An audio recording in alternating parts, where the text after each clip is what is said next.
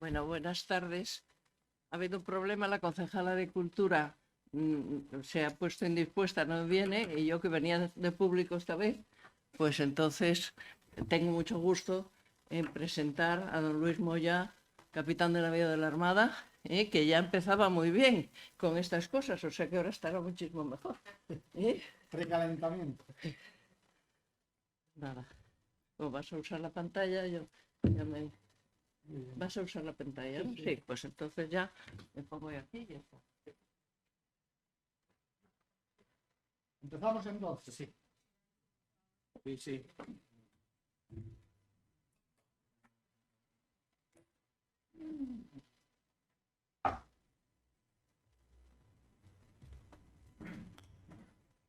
Bueno, pues esta historia que vamos a contar, que es la historia de la primera vuelta al mundo,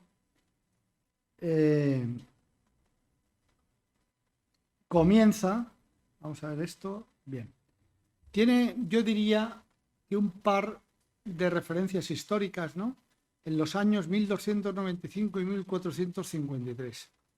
Veréis, en 1295 es cuando este señor que aparece ahí, Marco Polo, regresa a Europa, a Venecia concretamente, después de su periplo por Asia en general, pero principalmente por Catay, ¿no? Por China, y viene contando todas esas maravillas que ha visto allí donde los europeos apenas habíamos pisado. Todo esto él lo compendia en un libro que se llama Il Milione, en el que, bueno, verdaderamente es el libro de las maravillas, ¿no? Esto lo que hace es que pone en marcha una correa comercial, ¿no?, con Asia, que es la que se llama genéricamente la ruta de las especias, perdón, la ruta de la seda. Y en esa ruta de la seda, que fundamentalmente son caravanas de camellos, ¿no?, pues viene todo esto que ha descrito Marco Polo. Entre otras cosas, las especias, que a ver si me funciona esto. Las especias se producen principalmente en unas islas que hoy llamamos Molucas. Esto no. Bueno, en unas islas que hoy llamamos Molucas, que están en el extremo de vuestra derecha, de aquella foto de arriba, ¿no?, que son comúnmente conocidas como la especiería, ¿no? ¿Por qué son tan buenas las especias y por qué son especiales estas especias que se producen ahí? Pues porque la especia necesita un clima, un microclima muy concreto.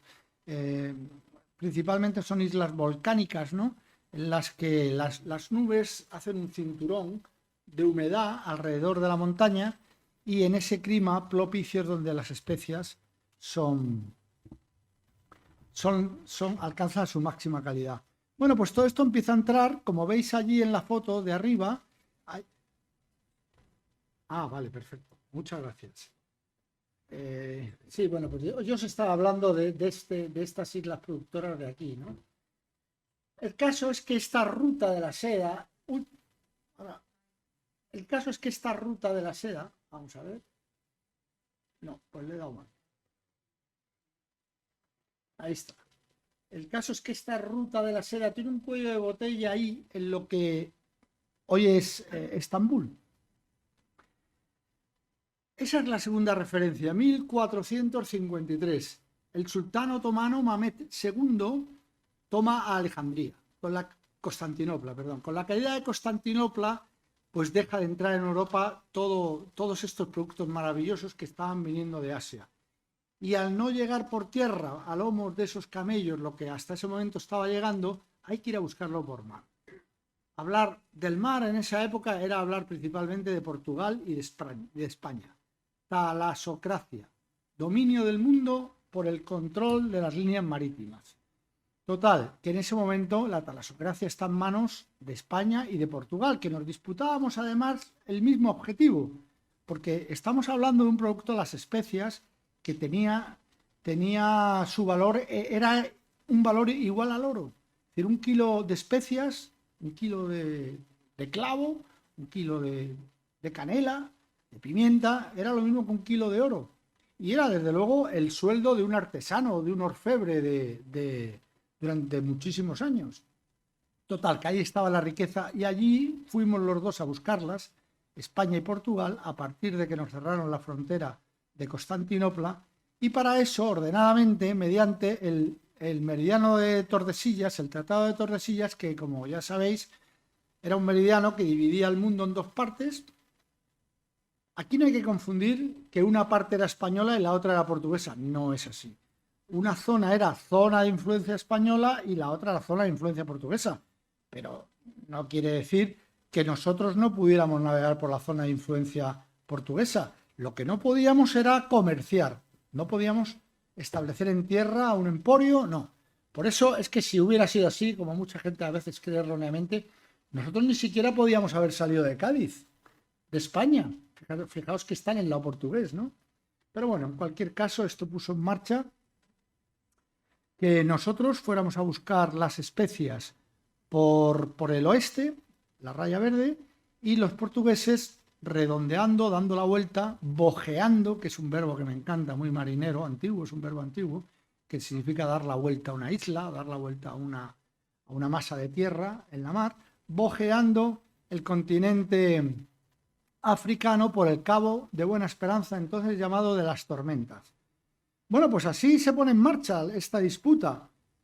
Ocurre además, para complicar las cosas, porque el meridiano de Tordesillas es muy resbaladizo, ¿no? O sea, estamos hablando de un número determinado de leguas a partir de las islas de Cabo Verde hacia el oeste. Ahí se pone la raya. Pero claro, las islas de Cabo Verde son 10 y de la más oriental a la más occidental tenemos 90 kilómetros. Con lo cual el meridiano ya tiene un grosor que según quien lo considere será más grande o más pequeño. Además, la legua castellana y la legua portuguesa no son iguales, total. Un follón, y más aún que a donde vamos es al contrameridiano, del que no sabemos nada. O sea, sabemos que el contrameridiano de Tordesillas pasa justo más o menos por encima de las Molucas. Pero entonces todavía no había posibilidad de medirlo porque no conocíamos el cálculo de la longitud. Tardaría todavía un par de siglos en saber calcular la longitud. Para los que no lo sepáis bien, la latitud es como estás más o menos con respecto al Ecuador y la longitud respecto a un meridiano de referencia que hoy utilizamos Greenwich. Bueno, pues esa longitud no se podía calcular, con lo cual al final era que el que primero llegaba, el primero que pisaba, se quedaba con las tierras. Por eso los españoles fuimos para allá a toda prisa para llegar antes que los portugueses, en el convencimiento de que aquello iba a ser nuestro. Por lo tanto, esta fecha de 1492 es importantísima porque recordemos que Colón zarpa de España para ir a las Indias. Va buscando lo mismo, la riqueza de las Indias. Él de repente llega a un sitio que inexplicablemente él no entiende muy bien qué está pasando al principio, porque le parece que ha navegado demasiado poco para haber llegado. Porque aunque los mapas no eran tan precisos, él sabía que había navegado demasiado poco. ¿Qué pasa? Que ha descubierto América. Pero América, respecto a esto que estamos hablando, pues era un estorbo. Porque realmente América resultó un continente tan largo de norte a sur que había que vadearlo para pasar al otro lado, que era donde estaban nuestros intereses. Es decir, que aquí vamos a dejar un poquito el continente de América, que además, para cuando este viaje se pone en marcha, este viaje de Magallanes, todavía no está muy claro si va a producir la riqueza que luego se vio que sí. En ese momento no estaba dando nada de riqueza. Total, pasando rápidamente por los hitos, en 1500, un cartógrafo que seguramente aquí conocéis muy bien, Juan de la Cosa, pues en el puerto de Santa María dibuja la primera carta náutica del mundo, que une los dos mundos conocidos, Europa y América. Realmente en el año 1500 no tiene mucha información, por lo tanto es una carta que no tiene mucha precisión y sobre todo cuanto más al norte o más al sur te va, más precisión pierde, ¿no? Pero esto es el rey quiere saber qué es lo que los reyes católicos quieren saber, qué es lo que ha descubierto Colón, qué hay ahí al otro lado del mundo. Bastante hace Juan de la Cosa con presentarle esto. Esta carta, que hoy es la joya de la corona del Museo Naval de Madrid, pues es bastante explícita en Europa, pero deja muchas dudas en el Nuevo Mundo. Así las cosas, Cristóbal Colón, en 1506, hace su último viaje, del que vuelve cargado de cadenas, porque el obispo Fonseca, el presidente de la Casa de Contratación, no lo quiere, y en fin, él entablan una discusión y los reyes finalmente dan la razón al obispo, al presidente de la Casa de Contratación, y Cristóbal Colón cae en desgracia. Ese cuarto viaje ha sido el único en el que ha tocado tierra firme. Hasta ese momento solo había tocado islas. Pero Cristóbal Colón rezuma amargura, ¿no? Porque él ha llegado a unos acuerdos con los reyes, ¿no? Y en esos acuerdos él tiene derecho a una serie de tierras de lo que descubra en las Indias. Por lo tanto, si esto no son las Indias, poco puede pedir. Y él, pues quiere pedir lo suyo, ¿no? Por eso él muere diciendo más que pensando, hasta el último suspiro, que ha llegado a las Indias, ¿no? Pero ya hay muchas dudas. En 1506 ya hay muchas dudas de que lo que Cristóbal Colón ha descubierto sea esa isla, como decía él, la Gran Antilla, que estaba próxima a Catay y a Zipango. No. Hay ya otros cartógrafos que están viendo un poquito más de cerca lo que realmente está pasando aquí. Entre otros, un tal Martin Waldseemüller, que es un alemán, que es el más reputado de la época. Este Waldseemüller, estamos hablando de 1508 en este momento. Él lo que hace es que recurre a Américo Vespuccio, que había viajado con Colón, y le pregunta: oye, ¿qué es eso que habéis visto al otro lado del mundo? ¿Eso es una isla o qué es eso? Y Américo Vespuccio le dice: mira, yo creo que es un continente, porque yo he visto allí 2 ríos con unos deltas que tienen más de 100 kilómetros de punta a punta, y eso en una isla no existe. Está hablando del Orinoco y del Amazonas. Y entonces Waldseemüller, que va a pintar el primer mapa que realmente se aproxima a la realidad, al que ha puesto de nombre Colombia en honor a Cristóbal Colón, pues le cambia el nombre y le pone a América, en honor al que le ha abierto los ojos, a Américo Vespuccio, ¿no? En 1513, este explorador de Jerez de los Caballeros, Vasco Núñez de Balboa, descubre un mar al otro lado de lo que ya sabemos un continente, y le pone el nombre Mar del Sur, en contraposición al Mar del Norte, que entonces era el Atlántico. Este Vasco Núñez de Balboa informa de lo que ha encontrado, y entonces ya un poco clarifica que si queremos ir a por las especias, tenemos que bojear ese continente nuevo y pasar al mar del Sur, y allí ya navegar hasta llegar a las riquezas. En el año 1516, un mes prácticamente antes de morir, Fernando II de Castilla, viudo ya de la reina Isabel, recibe una información de uno de sus espías, de los muchos que teníamos en Lisboa, porque imaginaos, en esa época, jugándonos lo que nos jugábamos, tanto Portugal como España hervían de espías del otro lado, ¿no? Pues uno de esos espías le cuenta que parece ser que el paso al otro lado, que era en ese momento lo más importante, encontrar... ¿Me escucháis bien? Vale, lo más importante en ese momento era encontrar el paso, y parece ser que ese paso está en un lugar del que hasta ese momento solo se sabe que le llaman Mar de Jordán, pero nadie ha investigado, y es lo que hoy es el Mar del Plata, ¿eh? Ya sabéis que separa Uruguay de Argentina, ¿no? Pues ahí en el Mar del Plata, que parece ser que allí está el paso, Mar de Jordán en ese momento. Envía allí a su piloto mayor de la Casa de Contratación, y este piloto pues va para allá con 3 barcos. Este piloto, que es Juan Díaz de Solís, va para allá con 3 carabelas rápidas, y cuando llega allí se mete por aquel delta enorme también, y empieza a ver una extraña salinidad del mar, porque el agua es prácticamente dulce, hasta que llega a la conclusión de que eso no es otra cosa que la desembocadura otra vez de 2 grandes ríos, el Paraná y el Uruguay, y que allí no se puede remontar, porque llega un momento no se puede pasar. De vuelta ve a unos indios en tierra, y bajan, echan el ancla y bajan a preguntar. Y cuando se quieren dar cuenta, los indios estos los han capturado y se los comen. Son caníbales, son guaraníes, que para su desgracia eran antropófagos, y se los comen. De manera, antes de esto, Díaz de Solís, el Mar de Jordán lo ha rebautizado como Mar Dulce, y cuando vuelven las 3 carabelas a España, lo único que pueden informar que creen que el paso no está allí y que ha sido rebautizado ese mar como Mar de Solís. Así se conocería durante muchos años. Bueno, pues así es como están las cosas. Dicen, España es el producto de 3 desembarcos.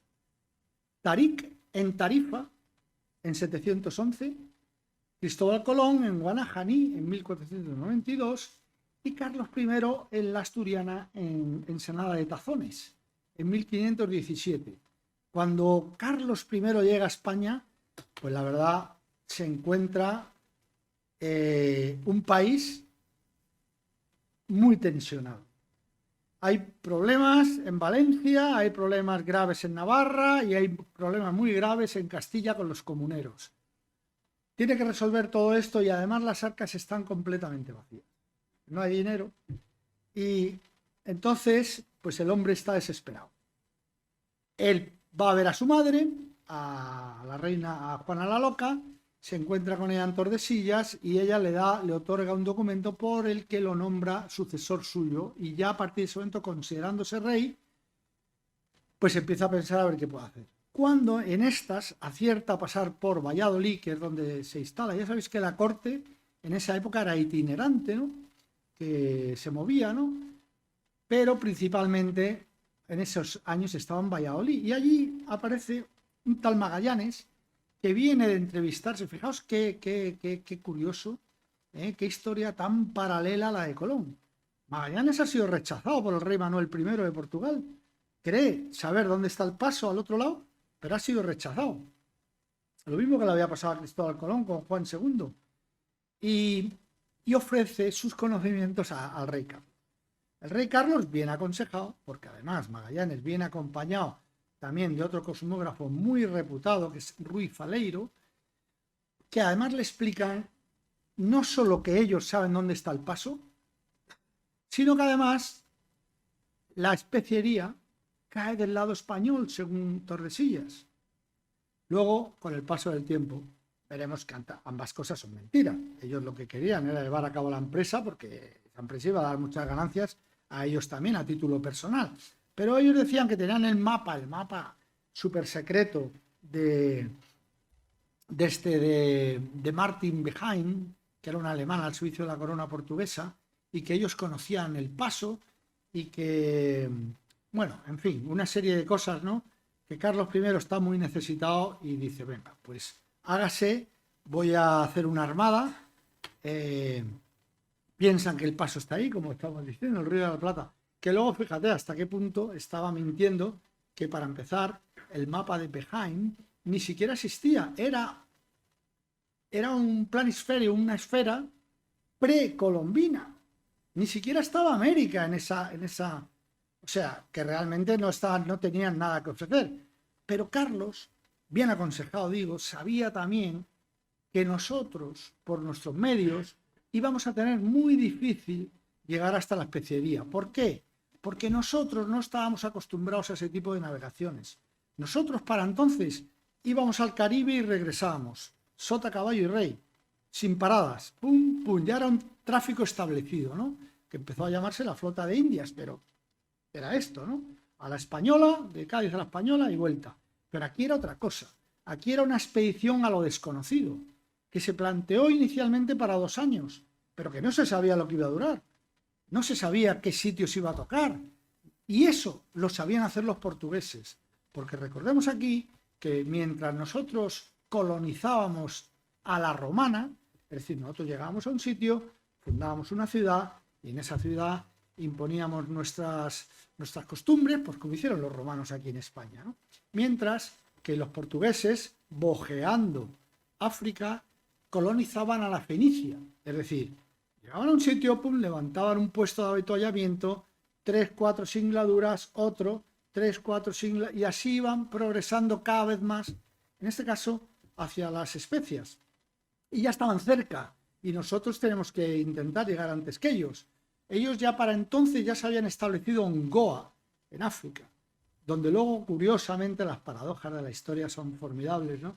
Luego resultó que en Goa se daban especies mejores que las de las Molucas, pero ellos en ese momento no lo sabían. Bueno, el caso es que el rey Carlos decide dar un voto de confianza a Magallanes y a Ruiz Faleiro y manda construir 5 barcos para ir a buscar las especias y de esta expedición ya sabéis que solamente habría de regresar uno, la Victoria, con Juan Sebastián Elcano y con 18 hombres que con él en total habían dado la vuelta al mundo. Pero no olvidemos que no eran 18, eran 21. Es que esto siempre lo digo porque me sabe mal dejar sin su gloria a los otros 3, porque los otros 3 eran esclavos que se habían traído de las islas, pero realmente iban a bordo y llegaron a España sin haber dado la vuelta al mundo.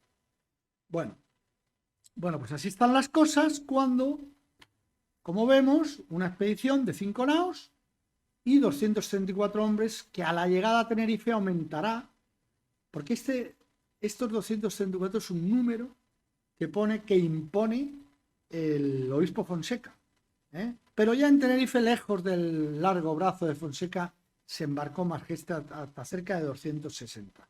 Bueno, sabemos que salen de Sanlúcar el 20 de septiembre de 1519.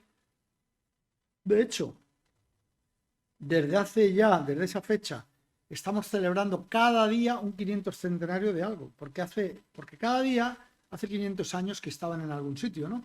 Y el próximo será el paso por las islas de Cabo Verde, donde Elcano no tendrá más remedio que entrar porque ya la gente se le muere de hambre.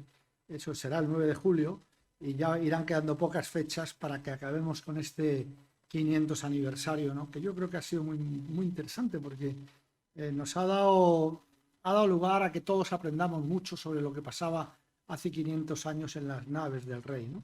Bueno, vamos a hablar un pelín de los alimentos porque esto es importante.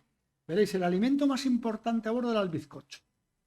Bizcocho es una palabra que deriva del latín, el sufijo bis y el adjetivo cotto, biscotto, cocido 2 veces. Entonces eso daba a estas galletas de trigo una consistencia especial, ¿no? Y las hacían pues que duraban mucho tiempo. Aunque al final ya estaban también agusanadas y estaban echadas a perder, pero se las comían porque no tenían otra cosa. Recién salidos de puerto, pues llevaban alimentos frescos, claro. Llevaban animales, llevaban carne, vacas, cabras. Pero eso era lo primero que se consumía porque los animales consumen a su vez mucha agua y eso en los barcos es un producto demasiado, que te hace demasiado vulnerable, ¿no? Pero fijaos por aquí, por ejemplo, el azúcar.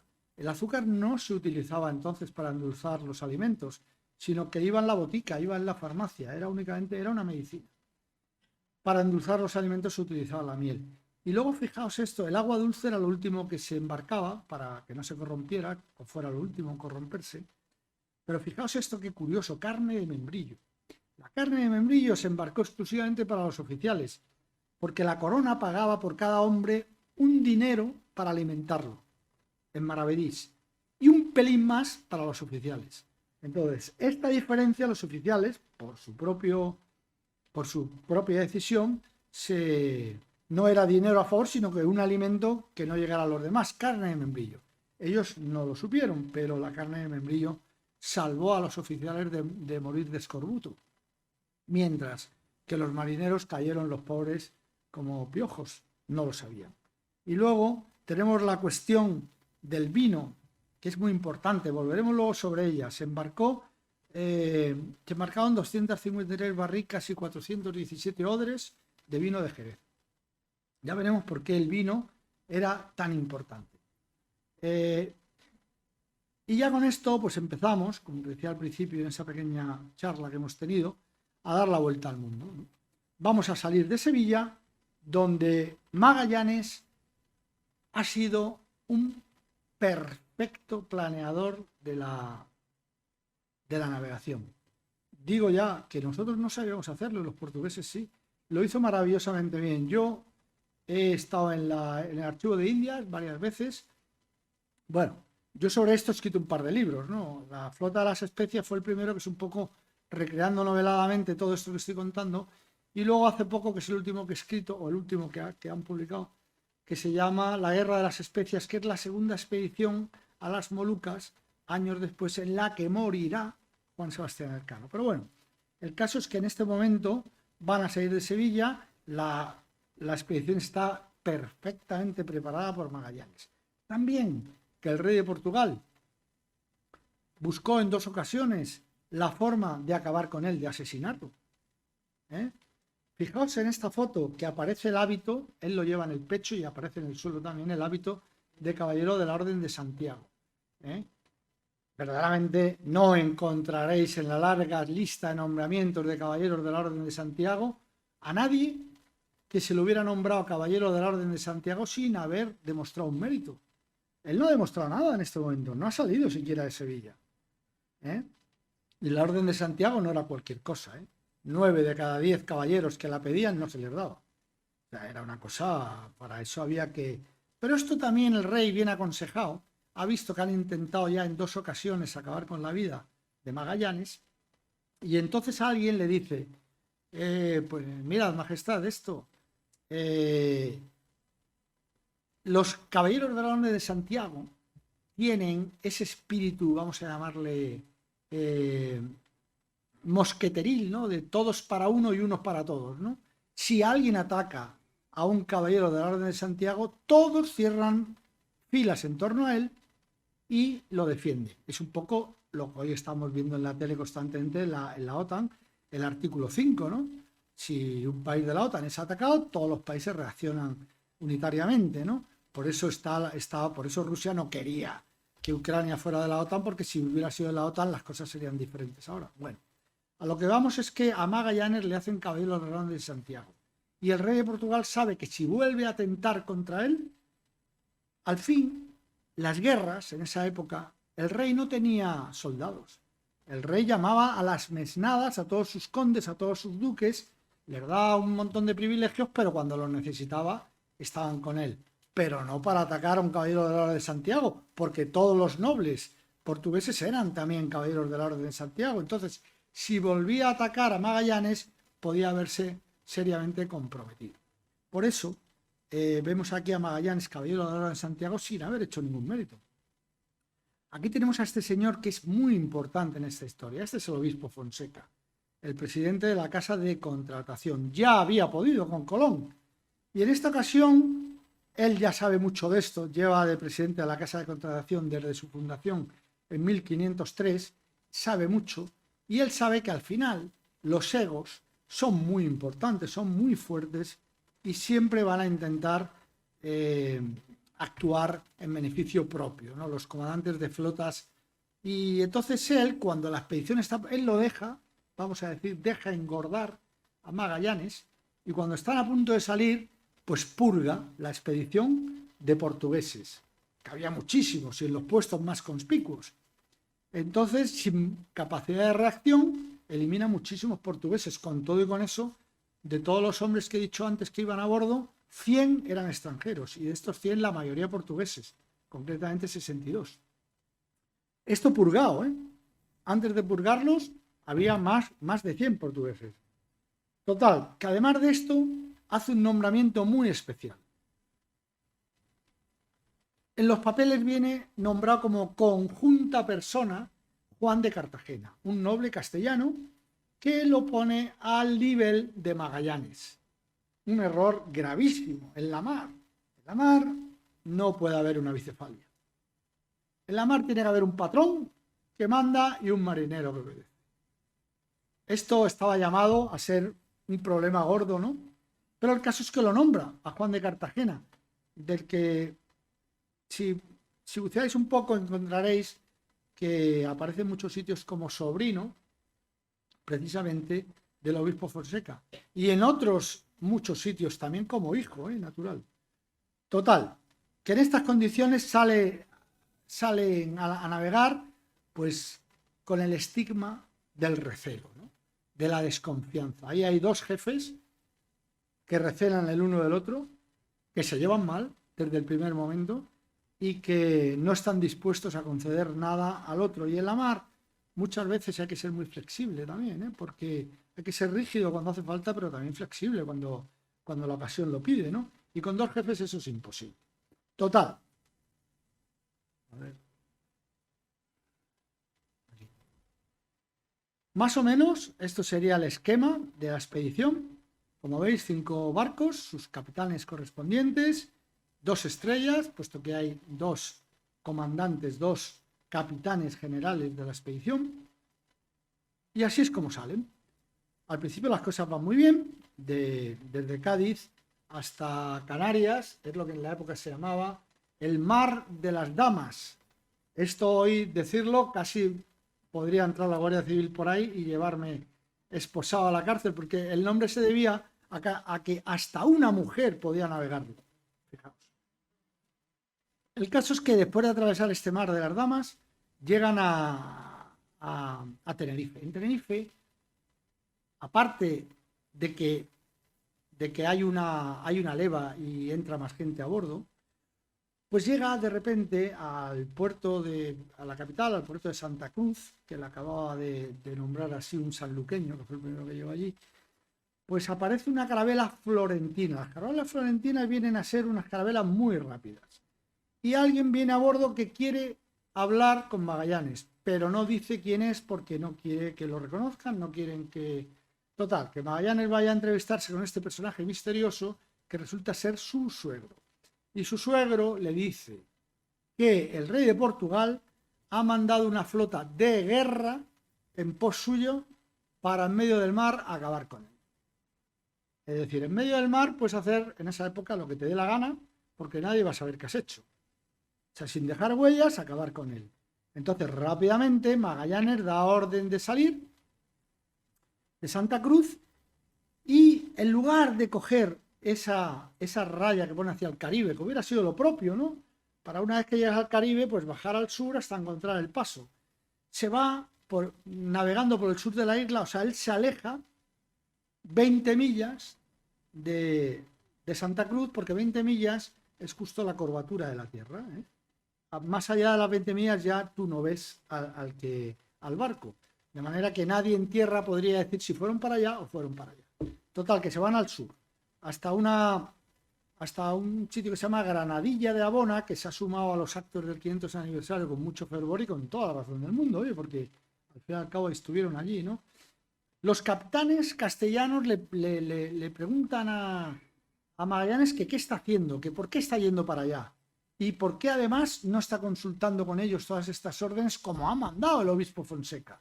El obispo Fonseca quería que las órdenes se consensuaran.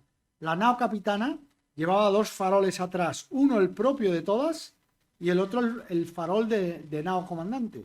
Entonces al farol de la capitana se juntaban por la noche o de día y las órdenes se daban a la voz, ¿eh? Entonces eso no lo había hecho Magallanes. Y él les dice, bueno, es que veréis, es que en Granadilla Abona me he enterado que hay la mejor resina. La resina era muy importante a bordo para calafatear los barcos. Calafatear, para los que no sepáis lo que significa, en los barcos, las maderas, donde se juntan, se impregnan entonces de alquitrán o de resina, en este caso de resina, para hacerlos impermeables, ¿no? Se quedan pegadas y por ahí no entra el agua. Bueno, y la resina era muy importante, porque la resina, si un barco tenía una avería y si no tenía resina a bordo, era un problema gordo. Y además es verdad, y es que en Granadilla de Arbona hay muy buena agua. Bueno, los capitanes no están de acuerdo con esto y le piden explicaciones, pero él no se las da. Y siguen navegando. En lugar de volver a tirar para el Caribe, donde él sabe que los portugueses seguramente al llegar y no verlos en Santa Cruz de Tenerife van a ir a buscarlos en esa dirección, pues él navega al sur, por la ruta llamada portuguesa, porque no correspondía. Total, que allí, fijaos qué paradoja la de Magallanes, lo que tenía que haber en la mente de ese pobre hombre, ¿eh? Por una parte, sus capitanes lo acusan de trabajar secretamente para el rey de Portugal. Por eso está cogiendo la ruta portuguesa. Este está trabajando para el rey de Portugal, es un espía. Y él sabe que los portugueses le están buscando para hundirlo por trabajar para los castellanos, por trabajar para Carlos I. O sea, fijaos, Bueno, si os habéis fijado, en el cuadro de arriba, aquí es a vuestra izquierda, aparecen ya 250 hombres. Han ido muriendo algunos. Curiosamente, los primeros que mueren son chicos jóvenes, pocos preparados para estas historias, ¿no? Muy jóvenes, grumetes, pajes, que unos cuantos de ellos se tiran al agua. Cuando después de una tormenta, aquí agarran una cadena de tormentas, ¿no? Una detrás de otra, y algunos se tiran al agua cuando ven los fuegos de San Telmo. Se asustan.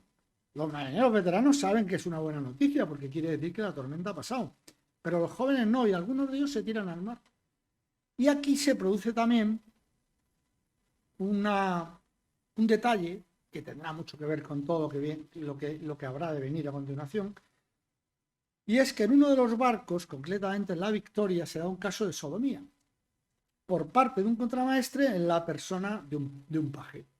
La sodomía estaba castigada con pena de muerte por estrangulamiento. Pero eran normas y reglas que se hacían en la corte, pero en la mar las cosas eran diferentes. Sobre todo si eran relaciones consentidas, pues no se aplicaba tanto rigor, ¿no? Pero Magallanes condena a muerte a los dos.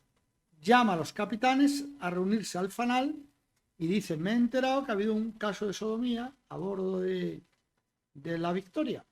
Llama a los capitanes y dice: pues que vengan todos los capitanes que quiero parlamentar con vosotros.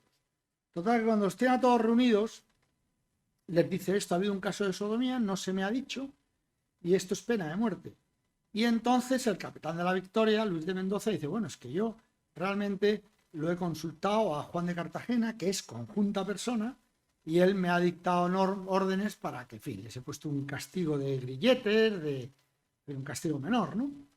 Dice: no, aquí el que aplica la pena capital soy yo, que soy el comandante de la expedición, y por lo tanto quiero que se ejecute. En ese momento, Juan de Cartagena, que es una persona con mucho carácter, se levanta, grita a Magallanes que él no es quien, en fin. Puse un incidente de este tipo, que Magallanes lo estaba esperando y ordena al alguacil de la expedición, a Gómez de Espinosa, ordena prender a Juan de Cartagena y reducirlo, engrilletarlo, y le quita el mando del barco que estaba mandando el que era la San Antonio. San Antonio es un barco importantísimo aquí, porque la San Antonio, aparte de que era el más grande, era la nao de despensa. Los alimentos no llevaba cada uno sus alimentos, sino que iban todos concentrados, y de vez en cuando hacía bueno, se juntaban y se trasvasaban. Y el capitán era Juan de Cartagena, pero en ese momento le quita el mando, lo arresta y le quita el mando. Aquí comete el que, para mi gusto, es uno de los 4 errores graves de Magallanes, que es enviar a Juan de Cartagena castigado al barco del que había sido capitán hasta ese momento. Si tienes un enemigo, tenlo cerca tuya. Debía haberlo dejado en la nao insignia, que era la Trinidad, pero no, lo manda fuera. Ya veis que ahí aparece Antonio de Coca como nuevo capitán, que era Antonio de Coca, era un piloto, y aparece ya como nuevo capitán. Bueno, pues seguimos un poco progresando, y de esta manera bajan todo el Atlántico hasta que llegan bueno, primero pasan donde paraban todos los barcos, siempre eran en Río de Janeiro y en Montevideo. Río de Janeiro, de hecho, Magallanes llega el 13 de diciembre, la costumbre española era bautizar los sitios según el santoral, y Magallanes lo bautiza como Santa Lucía, y así se lo conocerá durante muchos años, hasta que el meridiano de Tordesillas pega ese bocado, como eso es portugués, le cambian el nombre, Río de Janeiro. Bueno, pues no encuentran nada, pero sí este nombramiento provisional de Antonio de Coca como capitán de la San Antonio, pues es revocado, y nombra ahora a Álvaro Mezquita, que es su primo. Magallanes ya está moviendo los hilos para volver a poner a los portugueses al mando de todas las naves, cosa que los demás, los castellanos, no les hace ninguna gracia. Claro, porque siguen pensando que está trabajando secretamente para Portugal. Este también es un error, pero no es de los 4 errores que yo llamo graves, ¿no? Álvaro Mezquita, por otra parte, no había navegado en su vida. Era lo que se llamaba un sobresaliente. Él los embarcaba pues un poco con la idea de nepotismo y de portugalizar la expedición. Y aquí se produce también el segundo error grave. Esteban Gómez era un navegante buenísimo. Llevaba 10 años, era portugués, pero llevaba 10 años en España, donde ya estaba naturalizado. Y los reyes habían hecho mucho uso de él porque era muy bueno, era un tío muy, muy listo, muy bueno. Y él estaba molesto. Porque dice, si yo llevo aquí 10 años, ¿por qué nombran a este para jefe de la expedición y no me nombran a mí? Que los reyes confían en mí. No lo llevaba bien. Y entonces empieza a crear insidias contra Magallanes, ¿no? Empieza a echarle la gente encima. Y harto de esto, Magallanes, segundo error grave, lo manda a la San Antonio. Si tienes un enemigo, tenlo cerca. Y además no lo mandes a donde está tu otro enemigo. Claro, todo esto es el embrión de lo que habrá de venir y que conocemos como el motín de San Julián, que vendrá ahora enseguida, ¿no? Por lo demás, siguen explorando al sur, en todos los promontorios, perdón, en todas las lenguas de mar que van viendo y intentando buscar si ahí está el paso, porque han visto ya que en el mar de Solís, que coincide con el mar del Plata, pues allí no está. Y en estas circunstancias es como llegan a San Julián a pasar el invierno, 1 de abril, invierno austral. Los temporales son cada vez peores, el frío es horrible, ya hay nieve, ya hay... Estos hombres, además, pensad que nunca nadie imaginó que se iban a encontrar estos climas extremos. No llevaban ropa para estas contingencias. Imaginaos ahora que va uno por allí y pasa frío. En fin. El caso es que llegan a San Julián con los nervios a flor de piel y es cuando se produce el famoso motín. No me voy a parar mucho porque esto es para dar una conferencia completa, pero básicamente 3 barcos están contra Magallanes y 2 a favor. Tiene que Magallanes en la Trinidad, que es la nao insignia, tiene las armas más importantes, las lombardas. Y con las lombardas consigue sofocar el motín. Se mueren algunos capitanes castellanos que mandaban barcos y Juan de Cartagena no se atreve a ahorcarlo, como ha hecho con otros, a los otros capitanes, ahora lo veremos, no se atreve a ahorcarlo porque él sabe que es un personaje de mucha alcurnia y él tiene miedo al obispo Fonseca. El obispo Fonseca tiene un brazo muy largo. De manera que en lugar de eso construye una prisión por allí, Todo esto es curioso porque desde el punto de vista es la primera prisión que se construye en Sudamérica. Y el juicio de San Julián, para los que seáis abogados o gente de leyes, fijaos qué interesante el primer juicio de la historia de Sudamérica, ¿no? En fin, el caso es que de ese juicio salen condenados 100 personas, entre ellos Juan Sebastián Elcano, condenados a muerte. Pero claro, tú no podías cargarte a tanta gente porque entonces ¿con quién seguías adelante? Total, que al sofocar el motín las cosas se reconducen. Como vemos, hay nuevos nombramientos. Álvaro Mezquita ya estaba el primo de Magallanes, ya estaba en la San Antonio. Aparece Duarte Barbosa en la Victoria, puesto que el capitán de la Victoria cae muerto. Y es cuñado también de Magallanes, es decir, él sigue allí, ¿no?, poniendo a toda su familia, ¿no?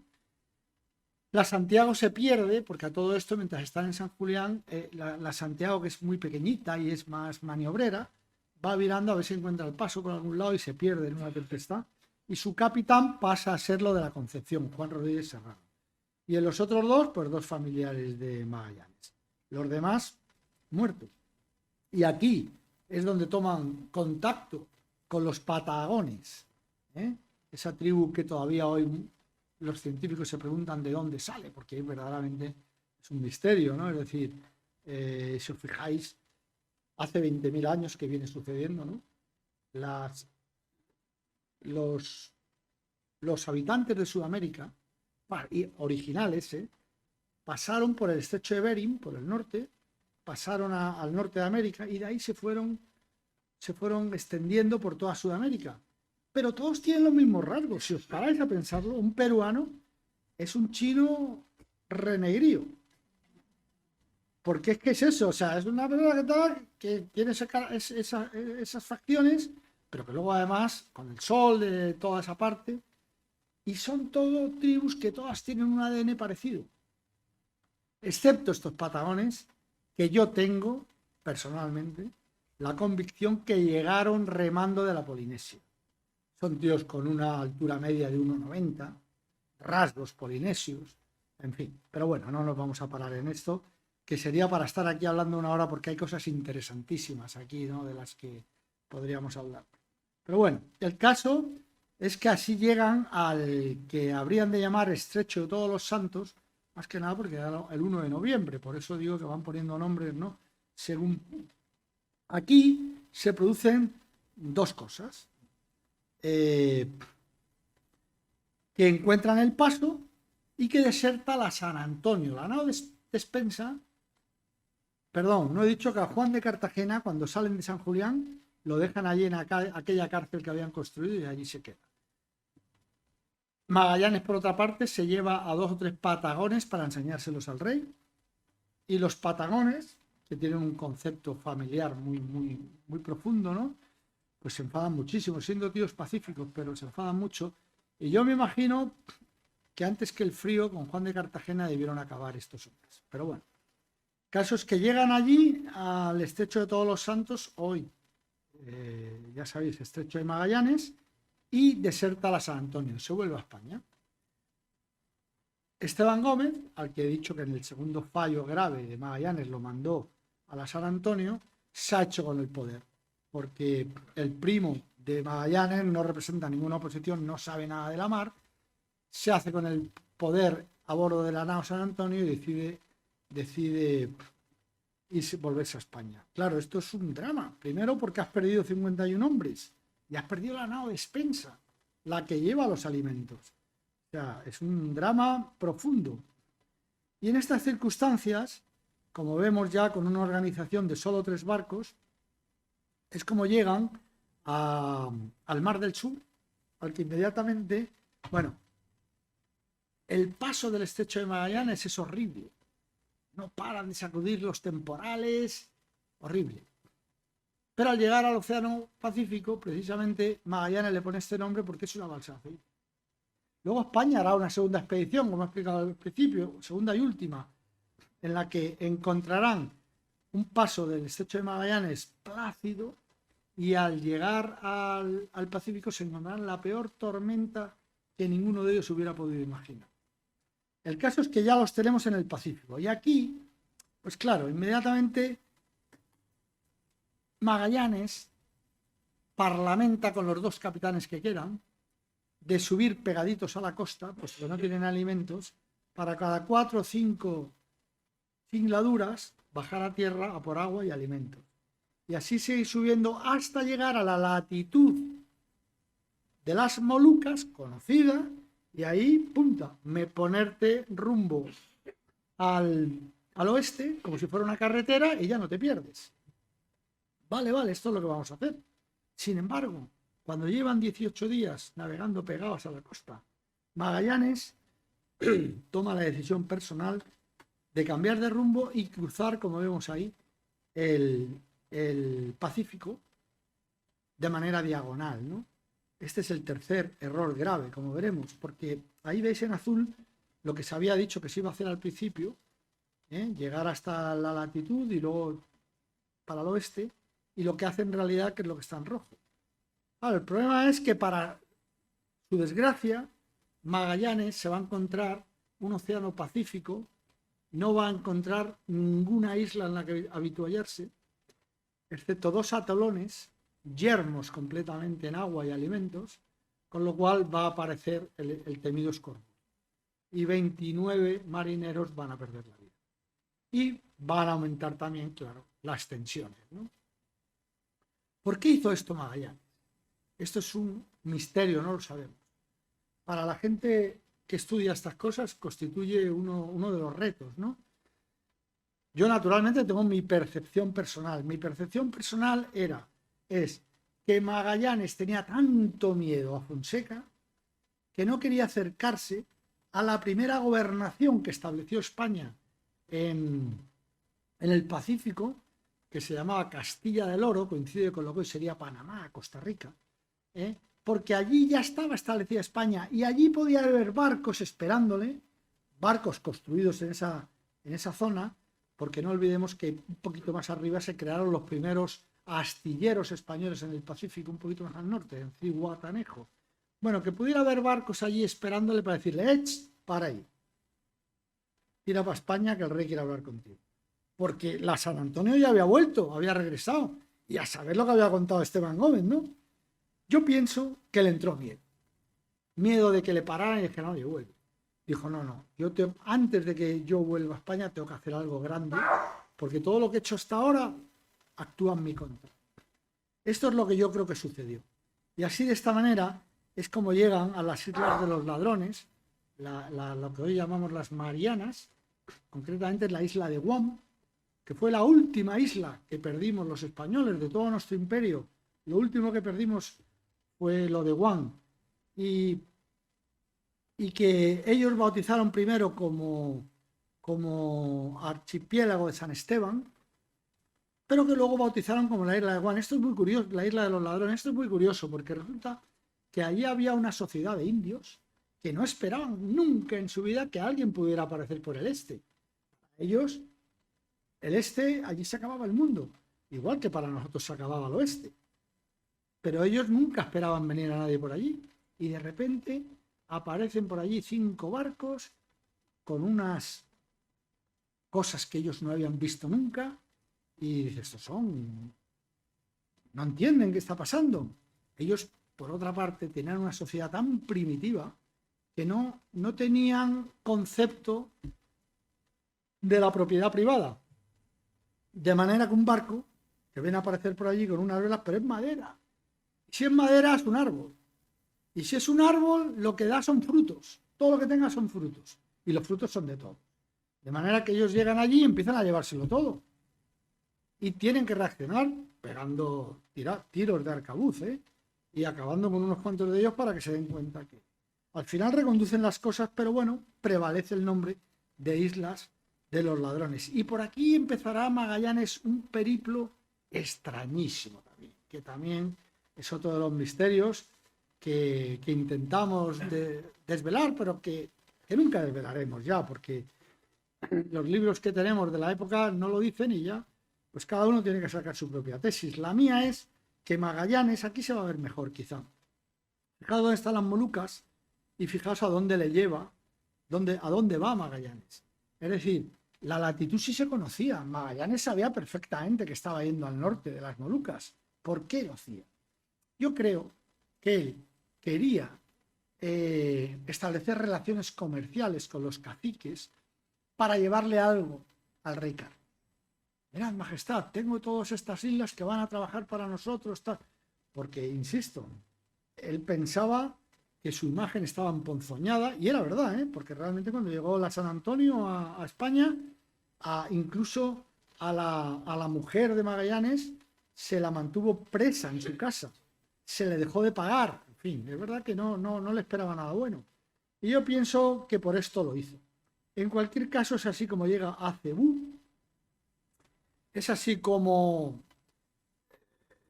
conoce al cacique Culambú, y este se entrega completamente a él porque ve las armas que tiene, ve que son algo nunca visto. Y bueno, Culambú le dice, mira, todo este archipiélago podía ser vuestro, podía ser del rey de España, que de hecho le cambia el nombre a su isla, le llama Nueva Castilla, para entregarse ya completamente a los españoles. Dice, pero todo el archipiélago sería vuestro si cierto cacique que hay en una isla por ahí que se llama Mactán consiguierais vencerle, porque es muy rebelde, entonces yo sería el rey de todo el archipiélago y el archipiélago sería enteramente vuestro. Magallanes, cuarto y último error grave, se entrega a esto, y yo creo que debió pensar, porque nadie entiende que una expedición comercial de pronto se ponga a combatir, si no es para eso, para lo que vas, ¿no? Pero el caso es que él piensa que va a ser pan comido y que una victoria militar tampoco le viene mal al currículum, ¿no? Y entonces llega allí le da una soberana lección táctica. Chilapu-Lapu, que es el rey de Mactán, le da una lección táctica magistral. Se lo lleva, vamos, al huerto y lo paga con su propia vida. Mueren él y 8 más antes de poder reembarcar en los botes hacia las naos. Y, claro, cuando vuelven a Cebú, Kulambú los ve venir, ya se ha enterado que han sido derrotados, que además Magallanes está muerto y dice, pues ahora sí que la he liado.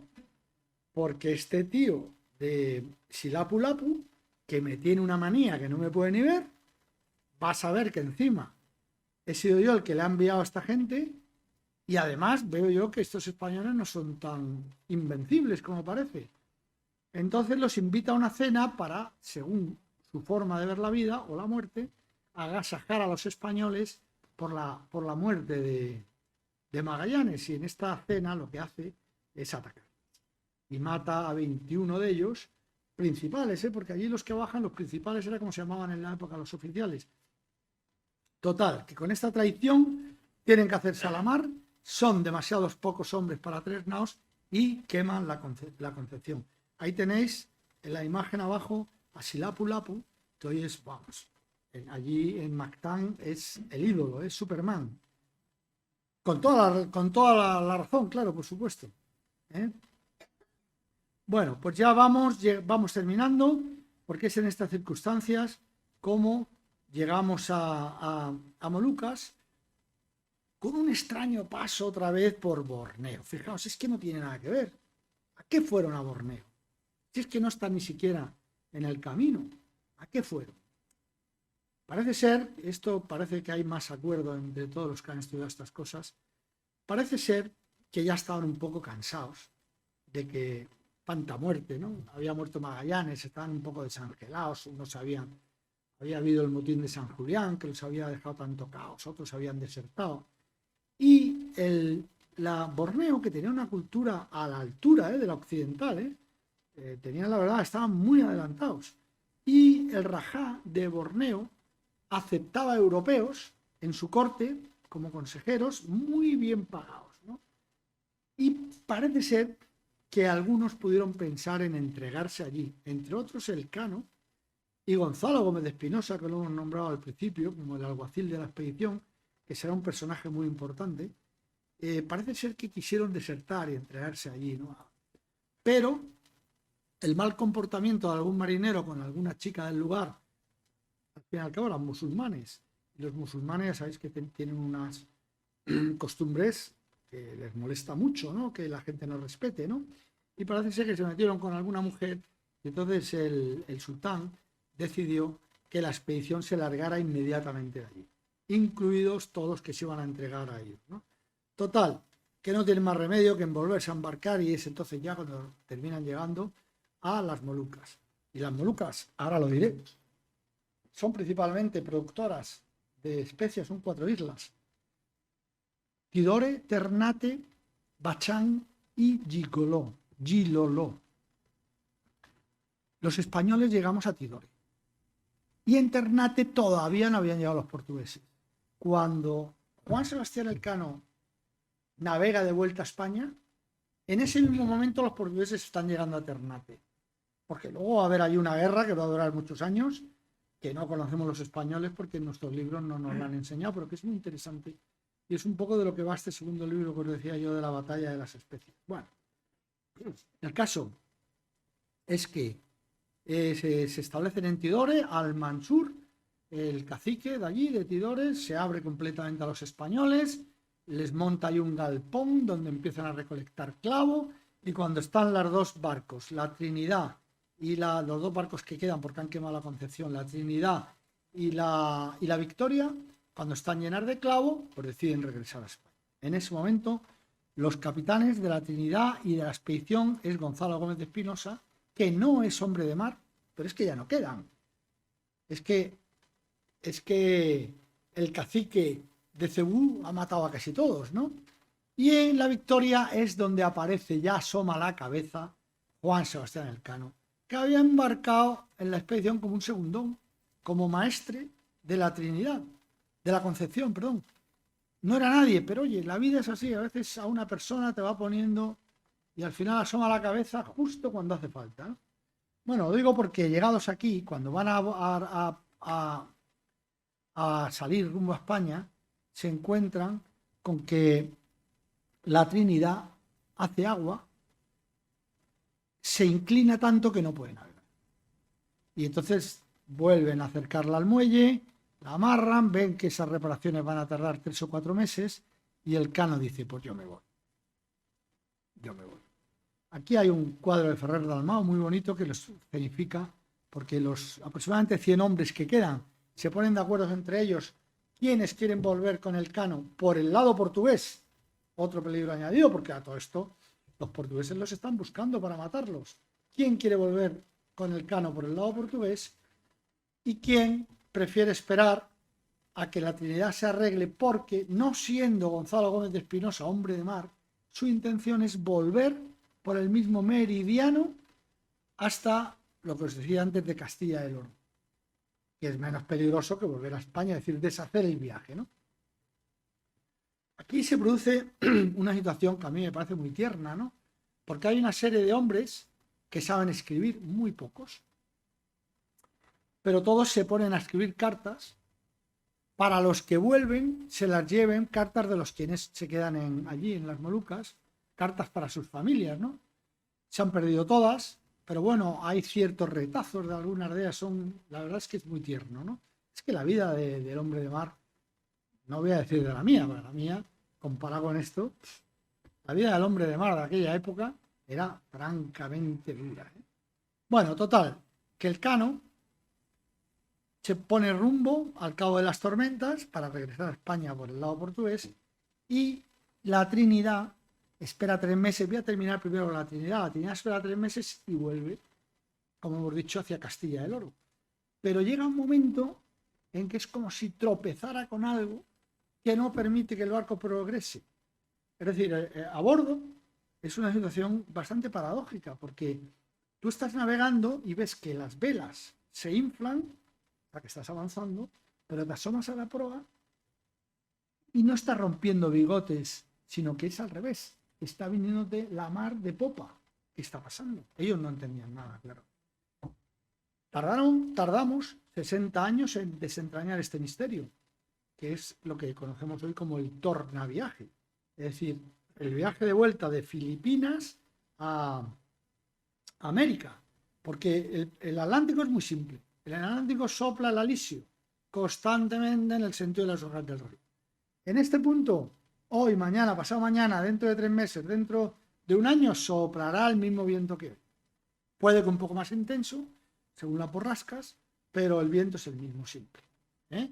Mientras que en el hemisferio sur es al revés, pero en el Pacífico ellos pensaban que iba a ser igual y se encuentran como que no. ¿Qué está pasando? Tardarían 60 años en descubrir que hay una corriente que hoy llamamos de Kuroshio que les impide progresar.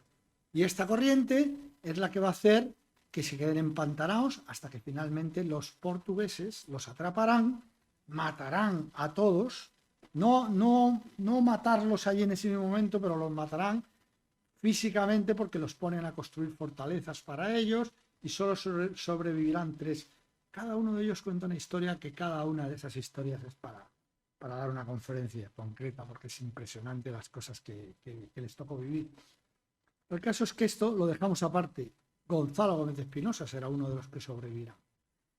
Y en el otro lado tenemos a Juan Sebastián Elcano. Juan Sebastián Elcano, su principal mérito está en que él nunca había navegado este mar. Eso para un marino es importantísimo, Juan Sebastián Elcano nace aquí en el Cantábrico y aprende a navegar las pesquerías con su padre, pero se queda huérfano muy pronto. Él necesita ayuda, son 8 hermanos y encima el padre ha dejado otro hijo más por ahí. En fin, tiene que ponerse las pilas y compra un barco y se dedica a apoyar a la corona en las expediciones a Orán del cardenal Cisneros, y ayudar también al gran capitán, las correrías del gran capitán en Italia. Pero el rey no le paga, y como no le paga, pues la gente dice, oye, yo necesito comer. Entonces empeña su barco a los saboyanos, enemigos de España. Esto le costará la enemistad del rey y un juicio encima. O sea, no te pago y encima te llevo a juicio. Pero lo que quiero decir es que él sabía navegar el Cantábrico y sabía navegar el Mediterráneo, que no tiene ninguno de los dos nada que ver con el Atlántico, siendo el Atlántico el más fácil de todos. Pero de ahí, esa era toda su experiencia. Del Índico no sabía nada. Y el Índico, ahora miras una carta del Índico y te das cuenta que los vientos son una locura. Una locura. Para navegar a vela son una locura. Y encima están afectados los vientos normales con los monzones, según la estación del año. Y los monzones además dan lugar a muchas corrientes adversas. Bueno, pues todo esto él se lo echa a la espalda, tira para allá, tenemos que llegar como sea. Y poco a poco van avanzando penosísimamente con una nave quebrada que ya no da más de sí. Van cayendo también los hombres como moscas, tanto por el escorbuto como por el hambre. Mueren de hambre, no tienen que comer. De manera que cuando llegan al Atlántico empiezan a ascender y ya al final deciden, mira, vamos a acercarnos a tierra, a África, y vamos a buscar alimentos. Y cuando van a hacerlo se encuentran con un barco portugués que inmediatamente hace por ellos y dice, vámonos de aquí. Y se van. Llega un momento que se están comiendo el serrín de la madera. Se están comiendo en donde hace tensión la vela, donde hace ángulo, ahí va un refuerzo de cuero. Esto lo metían en agua, la hervían y se lo comían. Y están pagando a medio ducado de oro, que es una barbaridad la rata. O sea, imaginaos la situación. Y claro, en vista de esto, cuando llegan al archipiélago de Cabo Verde, no podemos más. Dice, vamos a hacer una cosa, vamos a entrar fingiendo que somos un barco que viene de la Española, del Caribe, que es lo que nos corresponde, que no sepan que somos los barcos que ha mandado el rey porque... y vamos a coger alimento, porque si no, no vamos a llegar ninguno. Total que lo hacen, abaten un palo, como que tienen una avería, bajan a tierra, empiezan a meter alimentos y entonces suceden dos cosas al mismo tiempo. Por un lado, el piloto que baja a la casa del mar de allí, de la isla esta de Cabo Verde, se encuentra con que tienen un error de un día. Claro, ellos tampoco lo saben porque son los primeros que dan la vuelta al mundo, pero si tú das la vuelta al mundo, la has rebajado un día, ¿no?, al reloj. Entonces hay un día menos. Y en ese momento, fijaos la mentalidad de la época, fijaos qué hombres que son para darles un achuchón. En ese momento ellos, todo se les viene encima, están muriendo de hambre. Y en ese momento se hincan de rodillas y piden perdón al cielo por todos los viernes que no han hecho ayuno. Fijaos, Bueno, total, que al mismo tiempo se produce otra cosa y es que los pillan. Porque uno de la tripulación, precisamente un portugués, intenta ganar dinero vendiendo clavo. Dicen, ¿clavo? ¿Pero estos quiénes son? ¿Estos de dónde vienen? Y entonces van a detenerlos. A uña de caballo escapan de allí y tiran para el norte. Han conseguido un poco de alimento y se van para el norte dejando 13 prisioneros allí de los portugueses, que luego estos 13 prisioneros, junto con los 3 que sobrevivirán de la Trinidad, serán reclamados, pacto de rey a rey, por Carlos I y se les devolverán a su casa. Bueno, total, que ya están llegando, tiran para el norte, deciden no entrar ni siquiera en las Islas Canarias, porque allí pueden llegar los portugueses, ¿no?, y capturarlos. Ellos siguen para el norte. Y no tienen ya muy claro dónde están ya mareados, están perdidos, están hechos polvo. Cuando un marinero, de repente por la mañana, se levanta y dice, vuelo a Huelva. Yo, si no fuera porque estas cosas las he visto, me costaría creérmelo. Pero es verdad que suceden.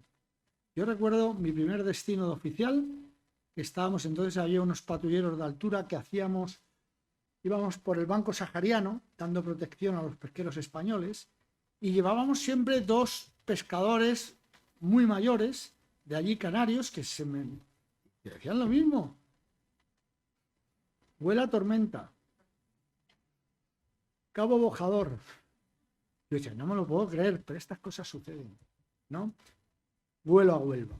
Y ya total, maniobran, y de esta manera es como 3 años menos 2 semanas después de salir, vuelven a Sanlúcar. En ese momento es lo de menos para ellos, pero pronto se darán cuenta de que son los primeros que han dado la vuelta al mundo, ¿no? Y en Sanlúcar están 2 días y a los 2 días se van para Sevilla. En total pongo ahí supervivientes porque siempre se habla de 21, pero hay que recordar que hay 51 que han desertado. Que hay 3 que están de la Trinidad y otros 13 de Cabo Verde, ¿no? O sea que en total los supervivientes son 85. Pero bueno, esto es lo de menos. El rey rápidamente llama al Cano para que le explique qué ha pasado. ¿Qué ha pasado? Y el rey se queda fascinado. Ya estamos terminando, ¿eh? Llega el Cano y le dice, le saluda con estas palabras. Señor, hemos dado la vuelta a toda la redondez de la tierra. Y entonces el rey, que ya es emperador, se da cuenta de que es emperador de un mundo del que no tiene ni idea. Y ahora viene Juan Sebastián Elcano, que es un tipo, para un rey, fíjate, sin ninguna hidalguía, pero queda cautivado con él. Porque es Juan Sebastián Elcano, que se hace acompañar de un barbero que se llama Hernando de Bustamante. Son los que Hernando de Bustamante luego en la segunda expedición se pasará a los portugueses. Bueno, el caso es que es el que le explica, pues mire señor, la tierra no es verdad que los hombres al otro lado en la antípoda caminen con la cabeza en el suelo, no. Hay este tipo de hombres y este tipo de mujeres. Los hay altos, como los patagones, los hay bajos, como los pigmeos, de todos los colores, hay todo tipo de mujeres, todo tipo de costumbres, pum, pum, pum, pum, plantas, medicinas, animales. Le va explicando y claro, Carlos empieza a descubrir el mundo a través de las palabras de Juan Sebastián Elcano. Tanto es así que le dará una pensión de 500 ducados de oro al año, que nunca le pagarán. Porque luego están los administradores, ¿no?, de las decisiones reales, ¿no? Y luego, curiosamente, esto ya no viene muy a cuento, pero pasará que como es un tipo sin hidalguía y el rey lo trata muy bien, los demás cortesanos envidiosos, porque el rey tenía muy malas pulgas y mal carácter y no trataba a nadie bien, pero sin embargo con el Cano se le caía la baba. Y al Cano le pasa como a Magallanes, atentan 2 veces contra su vida, al tal punto de que le tiene que poner guardaespaldas el rey. En fin, la envidia, el pecado nuestro, ¿no? Y le concede este escudo de armas que a mí me parece una maravilla. Cuando yo era oficial en el Elcano, en la Cámara de Oficiales, teníamos una vidriera arriba, en la que aparece este escudo de armas, y yo me pasaba horas contemplándolo, porque fijaos un poco en profundidad el significado que tiene. Le están dando un escudo de caballero con 4 cuarteles diferentes. En el más alto aparece la bola del mundo con la típica vitola primus circundedistime, el primero que dio la vuelta al mundo. Luego viene un yelmo de caballero. A continuación Castilla, es un caballero de Castilla, recordad que todas estas tierras en ese momento formaban parte de Castilla, y abajo es donde está lo que a mí es mi debilidad. Porque fijaos bien, sobre campo de gules, que campo de gules en heráldica significa un título ganado con sangre. ¿Y qué más sangre que la que se derramó en este viaje, ¿no? Y en lugar de los típicos pues sables cruzados o arcabuces, armas, aparecen 2 canutos de canela, con 3 piezas de pimienta y 12 de clavo. Fijaos qué cosa tan bonita. Yo, desde luego, esto cuando lo explico me emociono, porque yo digo, a una persona que viene de abajo del todo, fíjate lo que se encuentra. Dinero no le dieron, pero... En fin, ya vamos terminando. Resumen. Pues, como hemos dicho, de los 21 que llegaron, 18 habían dado la vuelta al mundo y se habían encontrado todo tipo de adversidades, los mares que habían atravesado, las tormentas, los temporales. No era lo peor era las calmas. porque las calmas ecuatoriales, cuando pasas de un hemisferio a otro, es calma chicha. El barco se queda completamente desventado. Entonces tienes que echar el bote y 3 o 4 remeros que remolcan la nao. O sea, fijaos, qué dureza, ¿eh? O sea, que no es lo peor el temporal. Los marineros preferían el temporal antes que esto, ¿eh? Los portugueses, buscándolos por todas partes para echarlos a pique. Los combates en tierra, como hemos visto, incluso Magallanes caerá muerto. Las enfermedades, porque hemos hablado del escorbuto, pero las enfermedades del marinero era una lista prácticamente sin final, ¿sabes? El vómito negro, como le llamaban ellos, que era la fiebre amarilla, los atacaba mucho, sin entrar en disquisiciones, pues imaginaos, artritis y artrosis, como estarían estos hombres con los huesos, ¿no? Viviendo permanente en la mar, las humedades, dormían al raso, ¿no? En fin, luego las caídas, ¿no? Porque realmente un marinero, cuando te rompías algo, quedabas inservible.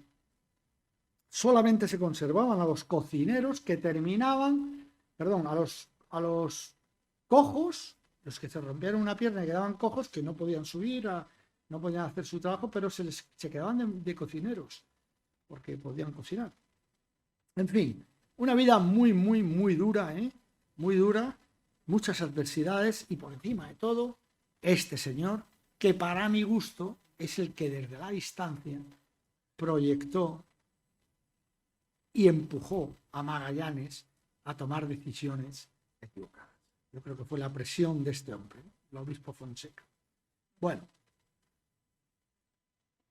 y a todo esto surge la figura de Juan Sebastián Elcano, que desde luego, para una persona de mar como yo encuentro que tiene un valor impresionante. Impresionante. Es un hombre de mar como la copa de un pino. O sea, igual que la Armada, yo creo que la Armada ha acertado plenamente poniendo Juan Sebastián Elcano a su buque escuela, igual que ha acertado plenamente poniendo a una de las fragatas más punteras que tenemos, Blas de Lezo, porque Blas de Lezo era un combatiente, vamos, ¿no? Y aquí, bueno, pues un gran navegante. Consecuencias. Este viaje demostró la esfericidad de la Tierra, que hoy en día sigue habiendo terraplanistas, ¿no? Me parece un poco sorprendente, ¿no? Pero bueno, tiene que haber, como dijo aquel torero en aquella tertulia radiofónica que ha quedado para los anales de la historia, tiene que haber gente para todo. Y todo fue, no sé si sabéis de dónde viene eso, estaba en la tertulia Ortega y Gasset y primero habló el torero, que era Joselito el Gallo, y después cuando terminó pues empezó a hablar, le preguntaron a Ortega y Gasset empezó a hablar, imaginaos, Ortega y Gasset, el verbo florido, ¿no? Bla, bla, bla, bla. Y el Gallo estaba anonadado. Y cuando termina de hablar, dice, perdone, ¿usted a qué se dedica? Dice, yo soy filósofo. Ah, ¿y un filósofo qué hace? Pensar. Tiene que haber gente para todo. A mí me encanta, ¿no? Esto me encanta. Bueno, esfericidad de la Tierra. El giro de la Tierra queda demostrado también por ese día menos que tenían ellos con respecto a la realidad, porque la Tierra había dado un giro sobre su eje, un giro menos. Pantalasa. Ya sabéis todos que el primer continente que hubo fue Pangea, que fue un continente único, que empezaron a derivar las masas terráqueas, ¿no? Hasta formar los continentes tal y como los conocemos hoy. Pero Pangea originalmente tenía alrededor un único mar también, Pantalasa, que conforme los continentes derivaron, pues fueron creando más mares. Hubo un momento en que fueron esos 7 mares bíblicos, ¿no? Hoy en día se cuestan hasta 29. Pero bueno, el caso es que una de las dudas era si Pantalasa seguía existiendo. ¿Puede una persona salir navegando de aquí y volver al mismo sitio? Quedó demostrado que sí. Y la cartografía. La cartografía, los reyes de la cartografía eran los portugueses hasta este viaje. A partir de este viaje, la cartografía española se puso en la cima del mundo, hasta el punto de que Carlos I regalaba cartas náuticas a los príncipes, a los reyes que lo visitaban, porque teníamos las cartas más precisas y mejores del mundo, hasta el punto de que este señor, Yuri Gagarin, que fue el primero que orbitó la Tierra el 12 de abril de 1961, cuando volvió, cuando volvió le preguntaron, bueno, ¿tiene usted algo que comentar? Y dice, el mundo es tal y como lo pintaron los españoles en el año 1530. O sea que... Bueno, y terminamos ya con esto. Os he dicho que os iba a hablar del vino. Yo tenía que haber traído aquí una copita de vino que traigo siempre, pero esta vez no ha podido ser. ¿Por qué? Mirad, el vino era importantísimo en la época. Cumplía dos funciones. La primera, darle al marinero todas esas calorías que hacen falta para llevar a cabo un esfuerzo tan supremo como el que exigen los barcos, ¿no?, de la época, ¿no? Y por otra parte, tenía la virtud de mantenerlos en esa penumbra mental, ¿no?, al marinero, que nos hacía preguntas, porque realmente eran preguntas que no tenían respuesta. A cada marinero le correspondía por ley media de azumbre diaria, que viene a ser 1 litro. Y diréis, qué barbaridad, 1 litro. Pero no se lo bebían como les daba la gana, sino que estaba regulado. Eran 4 cuartillos a lo largo de la singladura, y el último era, para mi gusto, el más importante, era el del atardecer. A la hora del atardecer se tomaban el último cuartillo. Para ellos era que le habían ganado una fecha al calendario. Esto es un poco lo que pasaba también en la guerra civil. Lo que querían era que llegara la noche, bueno, las guerras de muchos sitios hace años, ¿no?, que porque de noche no se combatía. No veía si no había... Entonces estos hombres lo que querían era ganarle una hoja al calendario. Mañana será otro día. Entonces ese vino se lo bebían con deleite, ¿no? Y se lo bebían después de rezar la oración de vespertina. Que yo, cuando me traigo el vino, me pongo en pie y brindo por ellos, aunque tenga agua, y esté mal brindar con agua, pero yo brindo por ellos con la misma oración que ellos rezaban cada noche al ponerse el sol, que decía. Y antes de explicarlo, os diré, cuando me oigáis decir la ampolleta muere, es que el tiempo en la época se medía lo medían con relojes de arena. Y marineramente, cuando le daban la vuelta, es que la ampolleta muere. Hoy sería el tiempo pasa. Y dice así: bendita la hora que Dios nació, Santa María que lo parió, San Juan que lo bautizó, la guardia es tomada, la ampolleta muere, buen viaje haremos, si Dios quisiera. Muchas gracias.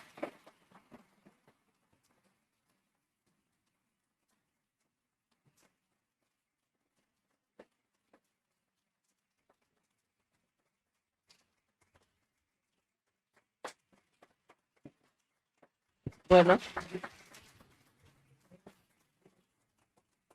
fantástico, fantástico.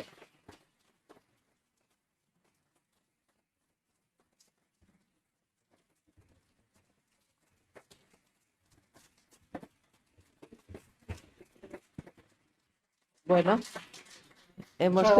hemos tenido la suerte grandísima de haber escuchado una conferencia magistral.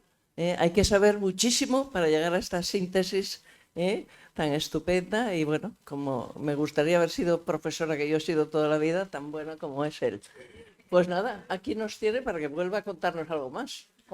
Mira, ya no invita al ayuntamiento, invitará al Ateneo. Tienes todo, cualquier cosa, Muchísimas me gracias. planto aquí y os la cuento. Muy bien, muchísimas gracias.